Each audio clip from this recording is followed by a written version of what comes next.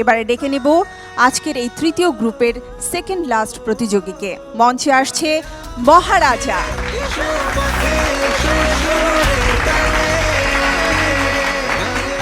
মহারাজাকে দেখে দেখে কিন্তু আমি কনফিউজড হয়ে যাচ্ছি।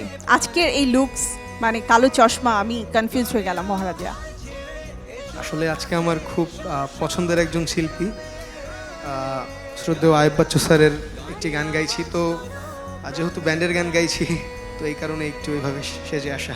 মহারাজা, তোমার জন্য অনেক অনেক শুভকামনা রইল।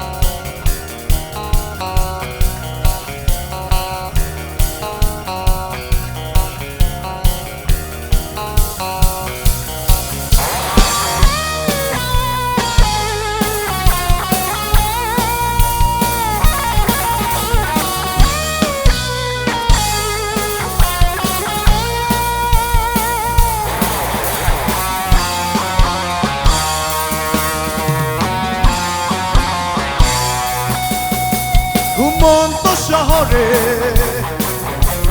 রূপালী রাতে স্বপ্নের নীল চাদর বিছিয়ে কষ্টের শীতল আবরণ জড়িয়ে আমি আছি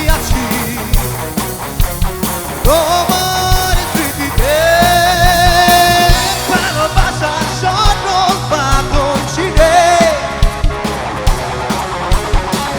চলে গেছো এই হৃদয়টাকে ভেঙে। তুমি আমি একই শহরে,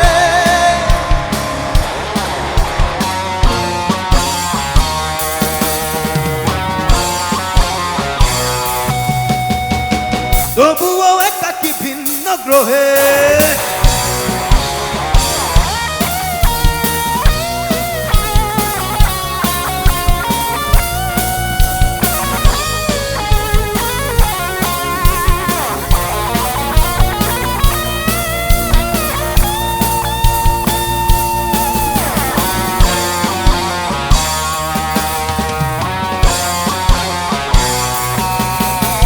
মনে পড়ে সেই নিয়ন জ্বালা রাতে অনন্ত প্রেম দিয়েছি উজাড় করে। নিঃসঙ্গ নিশির পথিকে চলে ফেলে দেখেছি বাধা দুনিয়াতে। দুরাধারের ভালোবাসায় হারাতে ছুটেছিলাম সেই রূপালী রাতে।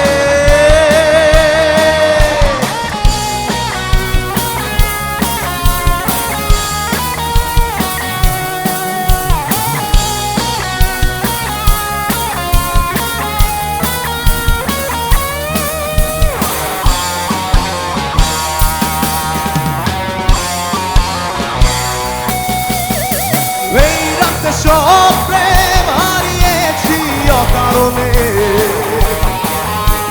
বেশি ব্যস্ত মানুষ হয়েছি কেমনে। সমুদ্র কোলাহলের মতো বিরাম ফলে নগরের যত বিষয় আমাকে ভর করে। দরজার চৌকাঠকে পিড়ি বানিয়ে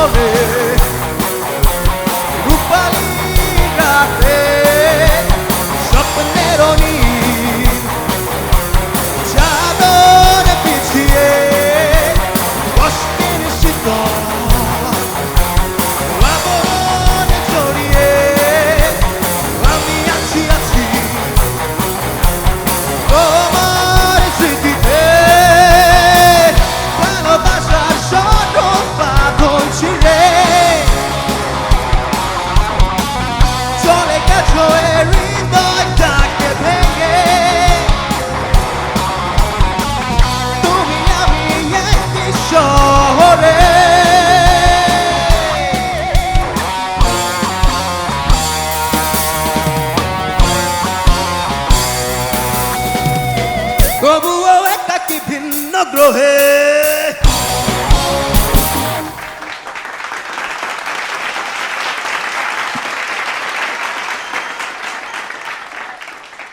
প্রথমে Samina ma'am, thank you ma'am. You rock, দারুণ দারুণ।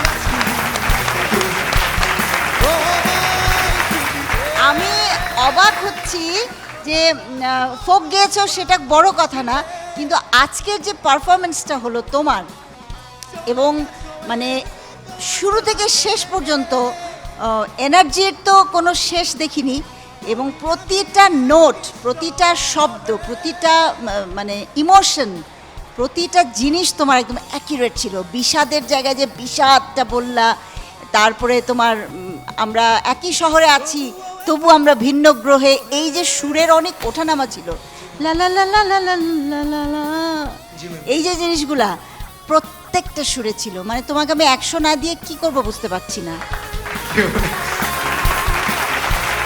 Excellent. দারুণ। Thank you ma'am, thank you. ধন্যবাদ ম্যাম। কবির বকুল, 1988 সালে আমার প্রথম গান আসে অ্যালবামে, বাচ্চু ভাইয়ের প্রথম সলো অ্যালবাম ময়না, সেই অ্যালবামে আমার লেখা প্রথম গান যায়। সেই গানটি সুর করেছেন এবং গেয়েছেনও বাচ্চু ভাই। সঙ্গত কারণেই আমি আজকে খুব বেশি এক্সাইটেড যে মহারাজার কণ্ঠে বাচ্চু ভাইয়ের গান পেয়ে।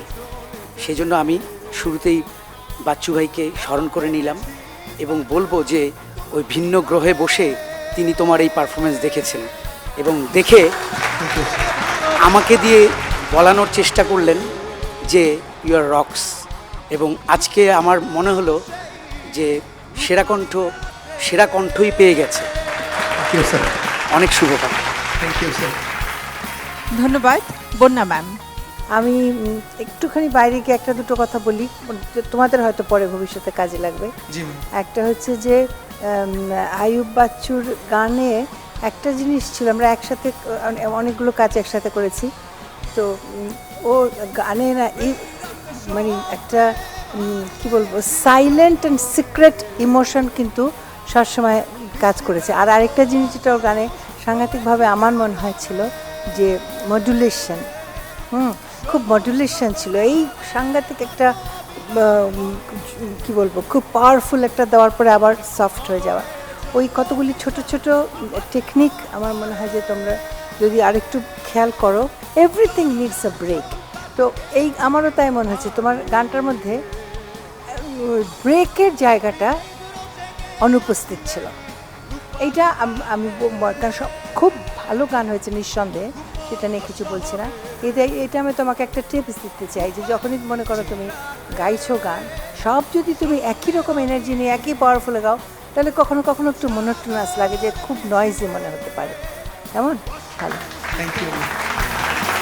সে মহারাজা, এতটাই সুন্দর করে গাও, রকিং পারফরমেন্স দিয়ে যাও আমাদেরকে, অ্যান্ড আজকের লুকসটা জোশ ছিল। তবুও এক ভিন্ন গ্রহে।